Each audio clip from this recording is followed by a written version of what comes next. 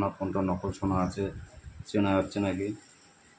তাহলে আমি এখন পরীক্ষা করব প্রথমে ম্যাগনেট দিয়ে, যে ঘরোয়া উপায়ে সোনা এবং ইমিটেশন যে জিনিসটা, সোনা এবং ইমিটেশন কোনটা আছে এর মধ্যে সেটা পরীক্ষা করব, যে ম্যাগনেট দিয়ে চেনা যায় কি যায় না। তো এই একটা ম্যাগনেট আছে, ম্যাগনেটটা দিয়ে দেখি।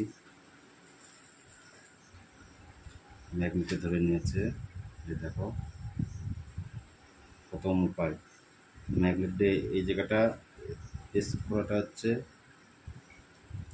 পুরো নকল সোনা আছে, এটাই বোঝা যাচ্ছে। আর এটা ম্যাগনেট দিয়ে এই যে পুরোটা বোঝা যাচ্ছে এই জায়গাটা সোনাটা, এটা ম্যাগনেটের দিয়ে পরীক্ষা করে বোঝা যাচ্ছে এটা ম্যাগনেট ধরছে না, অতএব এটা সোনা হতে পারে, কিন্তু শিওর না, কারণ এটাও ইমিটেশন আছে। এই জায়গাটাও দেখো, এটাও ম্যাগনেটে ধরবে না, কারণ এটাও এমন একটা ধাতু দিয়ে তৈরি, সেটা ম্যাগনেটে ধরে না, সেটা হচ্ছে তামা, ব্রোঞ্জ এইসব দিয়ে ইমিটেশনটা তৈরি হয়।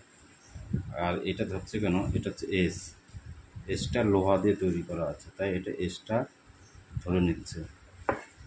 ম্যাগনেটের পরীক্ষা হয়ে গেলো। এবার আসবো যে আসল সোনা হলে নাকি জলে ভাসবে না, নকল সোনা হলে জলে ভাসবে।